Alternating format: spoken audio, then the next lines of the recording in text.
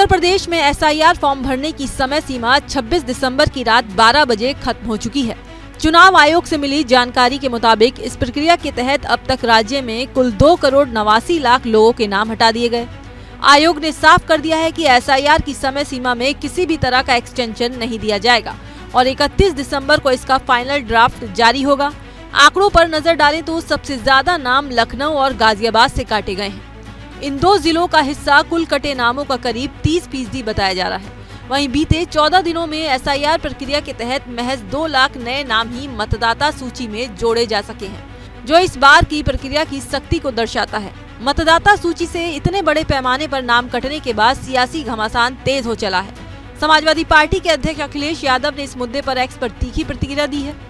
कन्नौज सांसद ने एक लंबा चौड़ा पोस्ट अपने ऑफिशियल अकाउंट एक्स पर किया। लिखा, उत्तर प्रदेश भाजपा में मचे आपसी घमासान का कारण ऊपरी तौर पर भले कोई विद्रोही बैठक हो, पर असल कारण ये है कि भाजपाई विधायकों के बीच ये समाचार पहले ही प्रसारित हो चुका है कि एसआईआर में 2,89,00,000 वोटरों के नाम काटे गए हैं।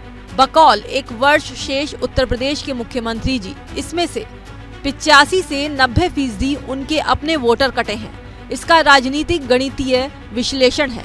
इसके आगे अखिलेश यादव ने एक्स पर यह दावा किया कि 2,89,00,000 अगर केवल 85% भी मान लिया गया तो ये आंकड़ा होगा लगभग 2,45,65,000। अब इस आंकड़े को उत्तर प्रदेश की कुल 403 सीट से भाग दे दिया जाए तो ये आंकड़ा लगभग 61,000 वोट प्रति सीट आएगा।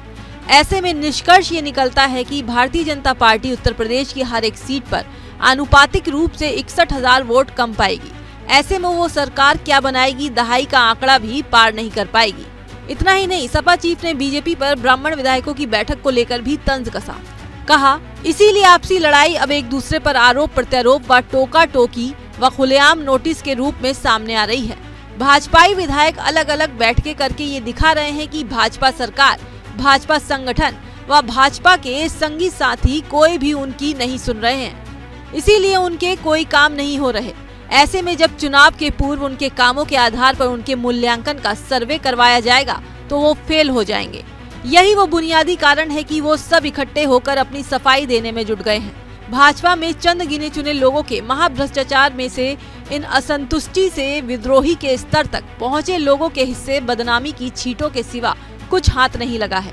भाजपाई एसआईआर ने अपने खोदे गड्ढे में भाजपा को ही गिरा दिया है।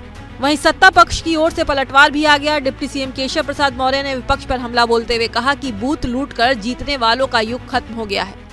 तो उत्तर प्रदेश के अंदर ये जो वोट लूट करके बूथ कब्जा करके चुनाव जीता करते थे, वह युग अब खत्म हो गया है।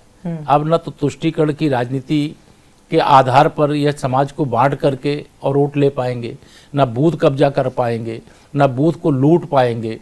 लोकतंत्र का महायज्ञ चल रहा है, मतदाता सूची का शुद्धिकरण चल रहा है, चुनाव आयोग एक अच्छा अभियान चला रहा है, हम वेलकम करते हैं। हमारा कार्यकर्ता बूथ स्तर तक लगा है, मेहनत कर रहा है। चुनाव है तब भी मेहनत करता है, जब चुनाव नहीं होता तब भी मेहनत करता है। ये सब चाहते हैं कांग्रेस, सपा और टीएमसी और आरजेडी वाले कि मेहनत भाजपा का कार्यकर्ता करे और चुनाव ये जीत जाएं। ये कैसे जीत सकते हैं? इनका राजनीतिक भविष्य अंधकार में है। सूर्य अब सबकी नजर 31 दिसंबर को आने वाले फाइनल ड्राफ्ट पर टिकी है, जिसके बाद यूपी की राजनीति पे इस मुद्दे की गूंज और तेज होनी तय मानी जा रही है।